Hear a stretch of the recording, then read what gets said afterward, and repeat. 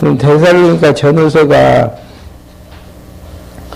구약에 약속된 근거는 데살로니가 전후서 내용이 거룩한 성도의 생활 부분인데요. 레위기서 11장부터 27장까지 내용이 보면은 성화에 대한 부분들이 나와져요. 이스라엘 성화 대한 부분들을 그 근거 2페이지 보게 되지면 2에서 네 번째 줄에 보게 되지면은 여호와 하나님께서는 시내산에서 모세로 애굽에서 종살이하여 될 이스라엘 자손을 거룩한 백성으로 삼으시려고 성하기를 명하도록 섭리하셨다. 이 부분이 장차 그리스도가 이 땅에 오셔가지고 거룩한 진리를 무장케 하실 근거가 되어지는 대목이죠. 뭐 그 내용들을 이제 한번 확인해 보시면은 구약에서 레위기서 11장부터 27장까지 내용은요, 이스라엘 민족의 성화 부분에 대해서 다루게 되어지는데, 육체적인 부분을 초점을 맞춰가지고 이제 성화하는 내용들이 나아지는 부분이죠. 그 다음에 이제 데살로니가 전후서의 기자는 누구이며 기록 연대는 언제인가? 기자는 데살로니가 교회를 설립한 사도 바울이죠. 그 기록 연대는 고린도에서 사도 바울이 이제 데살로니가를 떠나서 고린도에서 목회하고 있을 때인데, 전서는 AD 52년 말경에 쓰여져 있고요. 후서는 53년 초경에 이제 쓰였다라는 게 일반적인 정설입니다. 요절 한 가지를 골라갈 것 같으면은 항상 기뻐하라, 시기 말고 기도하라, 범사에 간구하라. 이는 그리스도 예수 안에서 너희를 향하신 하나님의 뜻이니라. 데살로니가전서 5장 16절, 18절. 가능한 성구입니까? 항상 기뻐하고 기도하고 감사하는 생활이 가능하겠느냐 그 이야기입니다. 예. 여기에서 보면은 항상 기뻐하고 쉬지 말고 기도하고 범사에 감사하는 전제가 있어요.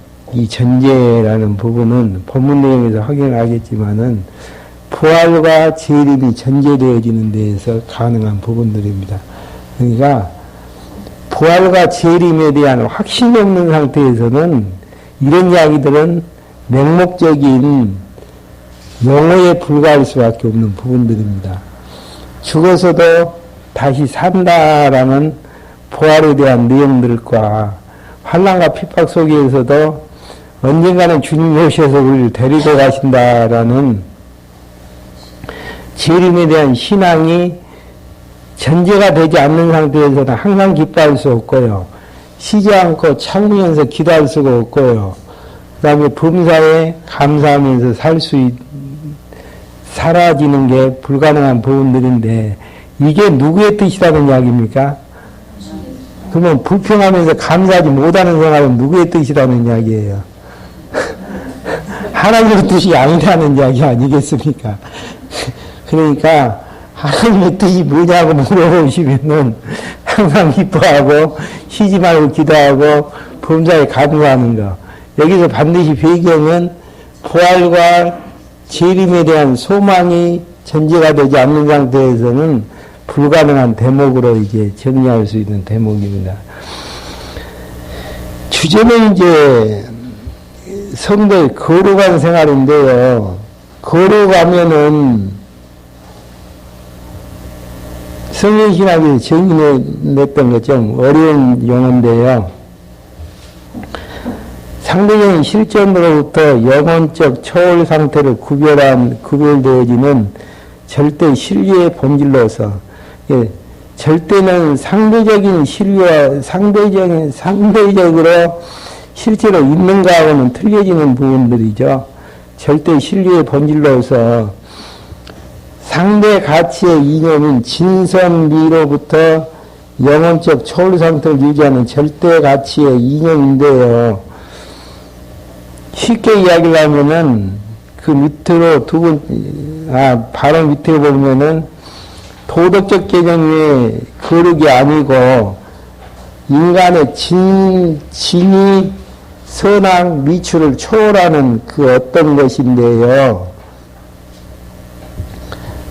인간들이 이야기하는 옳다, 그르다, 선하다, 악하다, 아름답다, 추하다를 초월하는 그 어떤 것인데, 저는 이제 그렇게 정의를 내려놨습니다. 머리 대신 예수 그리스도 통치를 받아 그리스도의 형상을 닮아가는 생활 자체가 거룩한 생활이지 않겠느냐. 거룩한 생활에, 그래서 이제 이 부분을, 진선미를 초월하는 부분을 정리를 한다면은 인간적으로 이야기하는 옳다, 선하다, 아름답다라는 부분을 초월하는 이제 부분들이 이 페이지 제일 밑에 줄에 내용 개요를 보게 되면은 거룩한 생활에 대한 요소 세 가지가 무엇이죠? 믿음의 행위로 생활하는 거, 사랑의 수고로 생활하는 거, 소망의 인내로 생활하는 진선미, 인간적인 진선미를 초월해버리는 거룩한 생활에 대한 요소를 담고 있는 부분이라고 정리를 하시면 되어집니다. 그러니까 어떤 것으로 이야기하기보다는 이 세상에서 이야기하는 진실하다, 선하다, 아름답다라는 내용들을 초월하는 그 어떤 것인데, 그 내용에 대한 요소가 믿음의 행위에서 나아져서 생활하는 것, 사랑의 수고로 생활하는 것, 소망의 인내로 생활하는 이러한 부분 자체들이 거룩한 생활에 대한 요소가 될 수 있다라는 거 한번 묵상 한번 해보십시오. 이 일들은 누가 하게 하시는가? 거룩한 생활에 대한 주체는 누가 됩니까? 단말이야 멀리신 예수 그리스도이신데 하나님이 거룩한 생활에 대한 주체가 되어지십니다. 그거 나중에 성구를 한번 본문 내용에서 확인하겠지만은 한번 짚고 넘어가 보죠. 데살로니가전서 2장 13절 한번 찾아보실까요?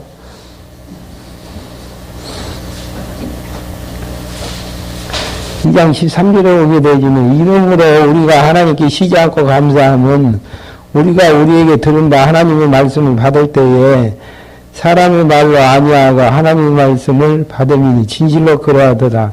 이 말씀이 또한 너희 믿는 자 속에서 역사하느니라. 말씀이 들어가서 역사하는 말씀 운동. 하나님께서 말씀을 듣게 하심으로 말씀이 속에서 역사하심으로 역사케 하시는 섭리. 그 다음에 3장 12절부터 13절 한번 봐보실까요? 주께서 주어가 줍니다. 주께서 우리가 너희를 사랑한 것 같이 너희도 피차간에 모든 사람에 대한 사랑이 더욱 넘치게 하사 너희 마음을 굳게 하시고 우리 주 예수 그리스도께서 그의 모든 성도와 함께 강림하실 때에 하나님 우리 아버지 앞에서 어떻게요? 거룩함에 흠이 없게 하시길 원하노라. 누가 그렇게 해달라 해주시기 때문에 기도하는 내용입니까? 12절에 나아지는 주께서, 주는 누구죠? 우리의 멀리이신 예수 그리스도를 칭하는 부분들이죠. 그 다음에 이제 5장 23절부터 24절 한번 봐보실까요?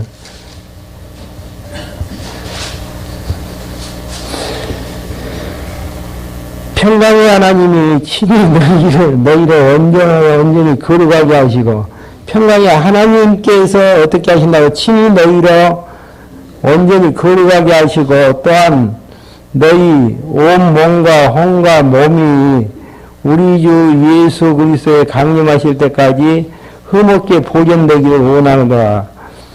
너희를 부르시는 이는 미쁘시니 그가 또한 어떻게 하신다고 이루시리이다. 그러니까 온전히 거룩하게 하시는 하나님이 온전히 거룩하게 하시는 분이 누구시라는 이야기입니까? 평강의 하나님이시라는 것. 그 다음에 이제 데살로니가 후서 1장 11절 12절 한번 봐보실 겁니까? 이러므로 우리도 항상 너희를 위하여 기도하면 우리 하나님이 너희를 부르심에 합당한 자로 여기시고 모든 선은 기뻐하심과 믿음의 역사를 능력을 이루게 하시고 우리 하나님과 주 예수 그리스도의 은혜대로 우리 주 예수의 이름이 너희 가운데서 영광을 얻으시고 너희도 그 안에서 영광을 얻게 하려 함이니라. 그러니까 부르심에 합당한 자로 하나님께서 그렇게 해주시길 바라는 믿음의 능력으로 이루게 해달라는 하나님께서 주체가 되기 때문에 가능한 부분들이죠. 3장 5절 마지막으로 한번 찾아보시죠.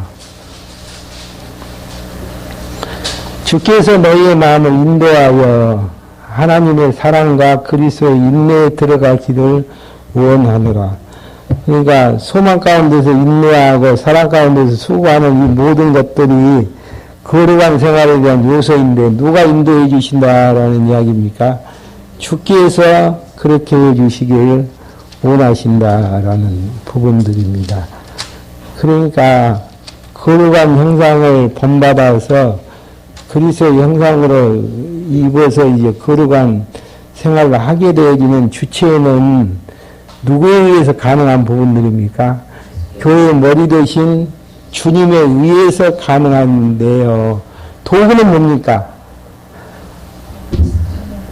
주시는 말씀에 의해서 가능한 부분들입니다. 이렇게 공부 안 하면은 거룩한 모습으로 승화될 수 있는 것은 불가능한 부분이라고 생각을 하시면 되어지는 내용들입니다. 그 다음에 이제 마지막으로 기록 목적인데요. 성령께서는 부활 성취하시니까 그리스도이심을 거룩한 성도의 생활을 통해서 증거하신다. 예. 거룩한 생활에 성도의 생활로 증거하시는 이유는 부활 승천하시니까 그리스도이심을 성령을 통해서 증거하기 위한 것인데 곧 거룩한 생활에 대한 요소를 비롯해서 거룩한 생활에 대한 실제를 통해 증거하시는 것이다. 성령께서 데살로니가 교회의 배경을 이제 거기다 써놨습니다. 성령께서 데살로니가에 있는 교회가 혼란한 생활에 빠져 있기에 바울을 통해 성도의 거룩한 생활에 대한 진리를 편지로 전하게 하신다. 그래서 교회로 부활과 재림에 대한 소망을 가지고 낙심하지 않고 거룩한 생활을 하는 교회가 되도록 성도의 거룩한 생활의 진리를 무지않게 하시는 장면입니다. 그러니까 거룩한 생활에 대한 원동력은 앞에서 설명한 것처럼 부활과 예수 그리스도가 부활했기 때문에 우리도 언젠가는 부활한다는 부활을 희망하고 다시 이제 예수 그리스도가 재림하신다라고 하는 재림에 대한 소망 때문에 가능한 부분들이죠. 후서에 대한 배경을 거기다가 언급을 해놔서 계속되는 환란 속에서 데살로니가 교인들이 재림결에 대한 착오로 미혹을 당할 뿐 아니라 그러니까 예수 그리스도가 가시면서 곧 오시겠다고 했는데 곧 오시지를 않는단 말입니다. 그러니까 거기에 따르는 여러 가지 오해들이 많이 있었습니다. 그래서 이제 무질서해졌기 때문에 이를 바로잡고 책망하고 바로잡으려 하는 내용이 배경인데요. 재림에 대한 오해가 있는데 안 오시니까 바울이 심판의 시작을 했는데 자기 자신들은 제외되고 면제되어 있다고 오해하는 쪽이 있는가 하면은 한쪽에서는 세상에 정말이 가까웠다고 생각하는 자들은 일하는 것을 멈추고 무질서하게 생활하게 되어지는 정말론자 있었죠. 옛날에 한국에서도 정말론자들이 예수님 곧 오신다고 하니까 모여가지고 기도만 했지 생활 자체를 전혀 무시해버리고 일상생활을 하지 못하는 이제 무질서한 생활을 하게 되어지는 이런 부분들. 그러니까 이런 이제 혼란을 바로잡기 위해서 그래서 이제 재림에 대한 문제점들이 어떻게 나타나겠냐면요. 현실 생활을 무질서하는 자들이 있었는가 하면은 또 재림은 이제 면제됐다고 하니까 현재 생활만 열심히 하게 돼. 현재만을 생각하면서 재림이나 부활은 생각지도 않고 생활해가는 나태한 생활, 무질서한 생활을 하게 되어졌습니다. 그래서 이제 신앙생활에 대한 반경은 왜 출발이 되어지냐면요. 어디에서 출발이 되어지냐면 부활신앙과 재림의 소망을 망각하는 데서 시작이 되어지죠. 이게 이제 무서운 것입니다. 그러니까 항상 기뻐하지 못하는 생활, 쉬지 않고 기도하지 못하는 생활, 범사에 감사할 수 못하는 생활 자체는 부활신앙과 재림신앙을 망각하는 데에서 이런 이제 현상들이 나타나게 되어집니다. 그래서 이제 삶의 질서 있는 생활 자체는 분명한 목표와 소망을 소유한 자는 오늘 또 은사를 감당하며 즐겁고 질서 있게 이제 신앙생활을 가능하게 되어지는 사도 바울의 모습을 보면은 표대를 향해서 빌립보서에서 공부를 했는데 빌립보서에서 정리했던 부분은 표대를 향해서 좌우로 치우치지 않고 한 가지 일념만을 가지고 살아나가는 삶 자체가 부활과 재림의 신앙에서 가능한 원동력이 되어졌던 내용입니다. 그 다음에 이제 구조는 어떻게 되어 있는가? 거룩한 생활에 대한 요소가 데살로니가 전서에 나져 있고요. 거룩한 생활에 대한 실제가 데살로니가 후서에 나져 있는데 앞에서 언급한 것처럼 거룩한 생활에 대한 요소는 믿음의 행위로 생활하고 사랑의 수고로 생활하고 소망의 인내로 생활하게 되어지는 여기서 말하는 신앙생활의 행위가 결국은 내 믿음에 비례를 하게 되어진다라는 거. 야고보 기자도 그런 이야기를 하죠. 믿음만 이야기하지 말고 어떻게 하라는 이야기입니까? 행동으로 내 믿음을 증명을 해보라는 이야기입니다. 여기에서 이제 한 가지 정리를 해야 될 부분은 행위가 20이라면은 믿음은 얼마겠어요? 20. 근데 40이 나오는 부분이 있죠. 왜 그러죠? 20은 믿음하고 관계없는 외식에서 나아지는, 가식에서 나아지는 부분들이죠. 교회를 사랑하고 가정을 사랑한다고 하면은 뭐가 동반이 되어야 됩니까? 사랑의 수고나 희생이 동반이 되어야죠. 내가 가정을 사랑한다고 하면서 수고가 없다면은 어떤 현상이죠? 희생이 없다면은 그 사랑에 대해서는 좀 문제제기를 해봐야 될 부분들이죠. 교회를 사랑한다면은 사랑과 희생은 따라와지는 것이라는 거. 이런 부분들이 이제 거룩한 생활에 대한 부분. 거룩한 생활하면은 복잡하게 이제 정리할 것 아니고요. 믿음의 행위, 사랑의 수고, 소망의 인내가 담겨진 그 어떤 생활이라고 생각을 하면, 거룩한 생활이라고 생각을 하면은 정리가 되어지는 부분들이죠. 그 다음에 소망의 인내가 없다라는 이야기는 무슨 이야기죠? 재림에 대한 소망이 불확실한 데에서 소망이 인내가 약하다고 생각을 하면 되어집니다. 그러니까 재림에 대한 소망이 강하면은 참고 견디는 힘도 강하게 드러나지는 것이고요.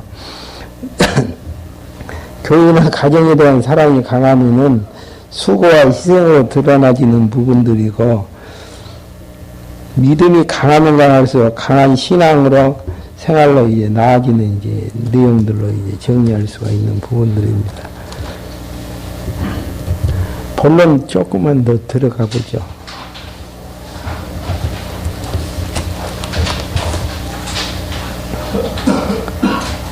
먼저 거룩한 생활에 대한 요소에서 첫째가 믿음의 행위로 생활하는 부분들인데요. 먼저 이제 1장 1절부터 4절까지의 내용은 믿음의 역사와 사랑의 수고와 그리고 소망의 인내로 생활을 하게 되어지는 이제 장면이 나아지고 있습니다.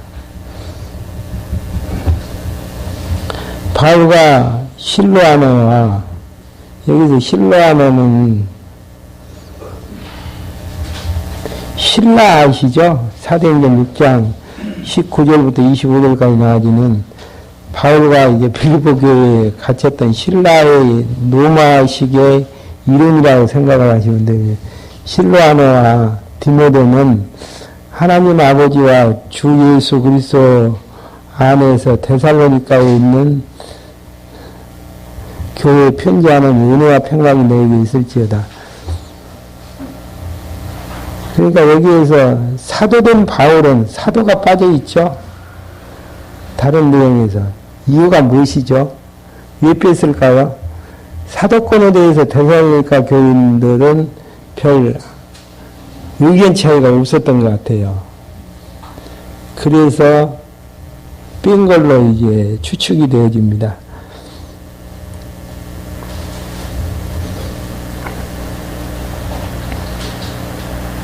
그러면서 이제 2절부터요.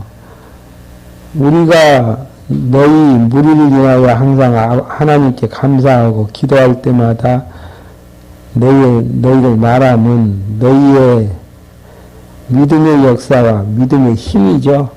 사랑의 수고와 우리 주 예수 그리스도에 대한 소망의 인내를 우리 하나님 아버지 앞에서 쉬지 않고 기억하느니,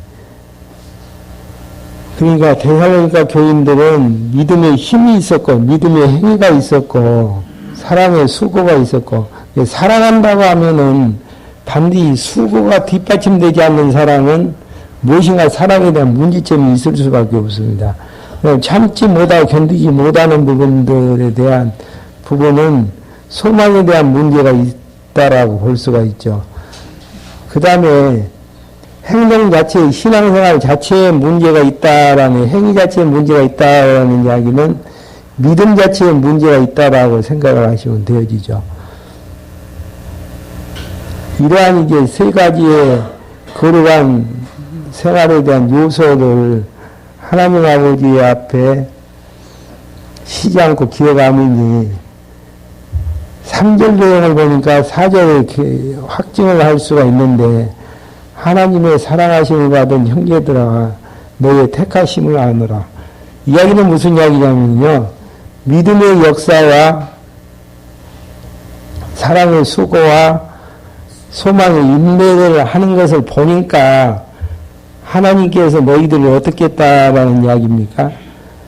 택했다라는 것을 알게 되어졌다라는 것.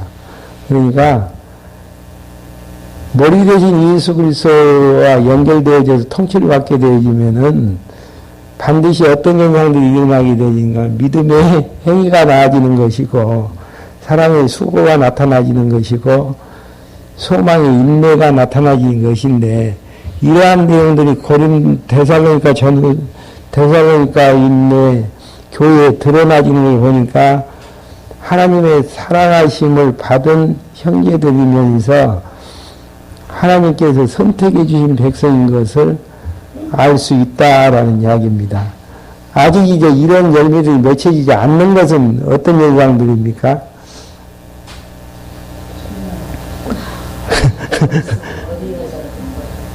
어리든지 아니면은 불택자든지 둘 중에 하나예요. 어린 상태든지. 그걸 어떻게 알 수 있나? 데살로니가 전서 1장 4절에 보니까 3절 내용을 보게 되어지는 데에서 하나님의 택하심을 받은 형제들아 너희를 택하심을 안다는 충격적인 이야기죠. 열매가 없으면은 요한복음 15장이 포도나무 비유죠. 포도나무 가지가 포도나무에 붙어있지 않으면 결단코 과실을 맺을 수 있다 없다? 없다라는 말씀에 또 기이라는 부분들입니다. 머리 대신 예수 그리스도의 통치를 받게 되어지면은 믿음의 행위가 나아지는 것이고요. 그 다음에 사랑의 수고가 반드시 있게 되어지는 것이고, 그 다음에 소망의 인내를 가지고 생활이 가능한 부분들로 열매가 맺혀지는 내용들입니다.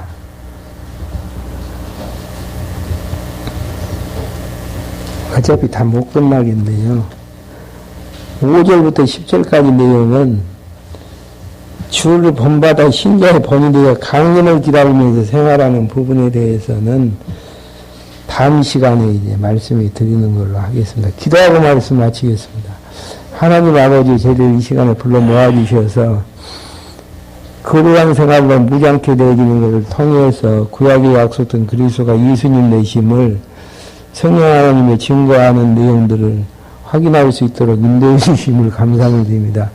저희들 부족하고 연약하지만은 이제는 비진리와 싸울 수 있는 강한 신앙으로 무장케 해 주셔서 어떤 환경 속에서도 흔들리지 아니하고 부활의 신앙과 재림의 신앙을 가지고 당당하니 적그리스도와 율법주의와 세속주의와 맞설 수 있도록 인도해 주시옵소서. 예수 그리스도의 이름으로 기도했습니다.